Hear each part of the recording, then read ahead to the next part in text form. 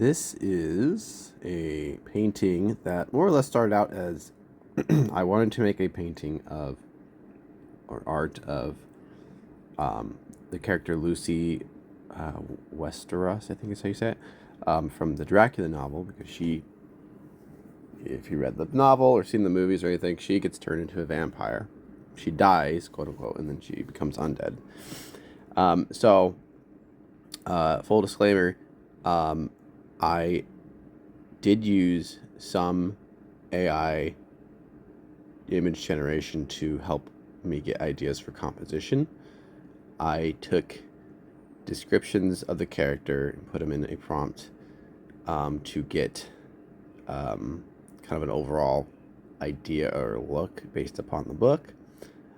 Anyway, so I took that, and then I took those ideas and I sketched out some stuff. That's what the initial drawing is. I did that, and then I scanned it, brought it into my tablet. I'm using Infinite Painter. Yeah, and kind of traced over what I did, and then kind of just started plugging along, painting. Definitely learned a lot, at least with, particularly with the app, because I've been using it for months, and it's kind of the app I've settled on, because at least with my tablet it runs the best, and I like the UI. It's very, very clean, which is great, and there's a lot of brushes you can get for it too, which are really cool, and I played around with those. You can see here I did with the hair, some hair brushes. Not entirely sure where I was gonna go with it to begin with. More or less just trying new things, trying different types of brushes out, and trying to learn new things on this. Trying to learn things like blending, different blending things with digital apps. I was more of a traditional artist, painter for years, and I still do that. I practice with that stuff. I try to incorporate that into this by drawing it in my sketchbook first and then scanning it in. I overall I have a lot of mixed feelings on this, because I would say I feel like in some ways I definitely overworked parts, but also I'm just kind of I didn't like how certain parts looked. I wanted it to be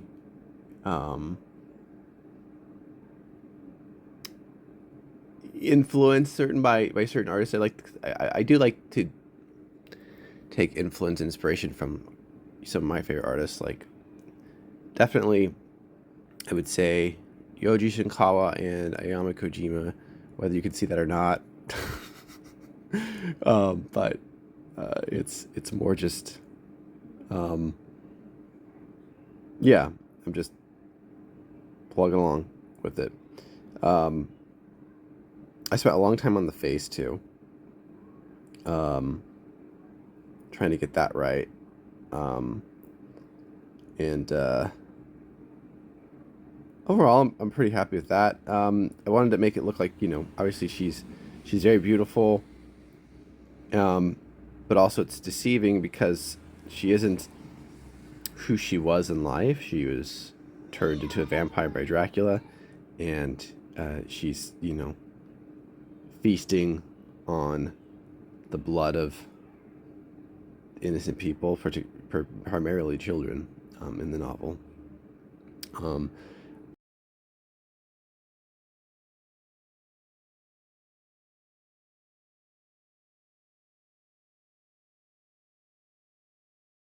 Hands are a pain in the ass, as all artists, and feet. So I used some stamps to help me with that. These are all just tools. These are different tools in your belt. Is how I look at it. I practice all these things independently to get better at them. I did go to school for art. I wasn't there. I wasn't the best. And I didn't do it for many years either. I didn't do it for about 10 years after the fact. After I graduated, I only started getting back into art in the last 6, 7 months or so this year. Anyway, so yeah, a lot of them are just a lot of different tools that you can use, including, I would say, AI to a degree.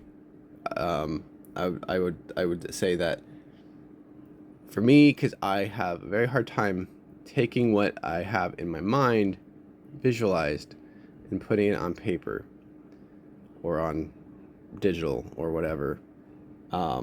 Something I'm working at, but I think it's helpful for composition stuff and to kind of get ideas.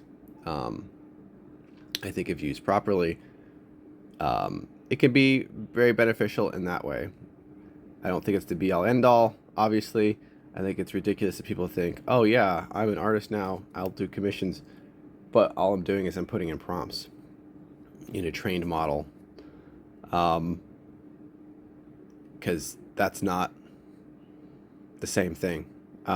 So I just want to be transparent with how I use it.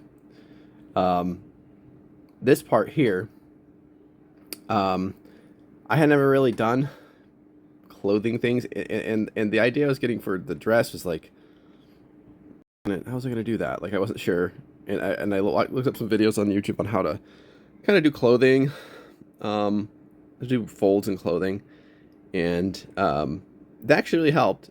It made sense. Kind of what is it?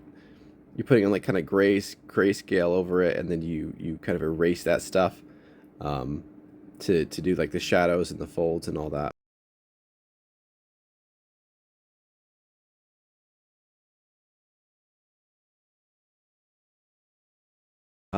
Yeah, and then I added some wings here because I was like, oh yeah, she's a vampire bat. Vampire. And I was like, oh, that's kind of cool. But then I was like, well, what am I going to do for the freaking background? So then I start going into the background and start doing things like, the moon, the moving things around. And then like I would put the wings back in, and yeah, it would just block it all out. So then I took the wings out. Anyway, so this is pretty much the finished product at this point. So enjoy. Let me know if you want to see more. And yeah, have a good one. Thank you. All right, so while editing this, I went back and made a couple edits. Anyway, so if you want to see the 3 versions I made, here they are.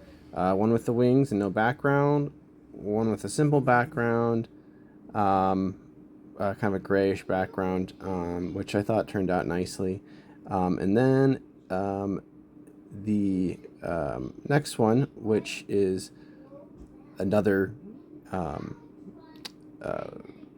a variation of what you saw in the time lapse, with the moon and everything like that. And I thought that turned out nicely. Your eyes are glowing a bit more.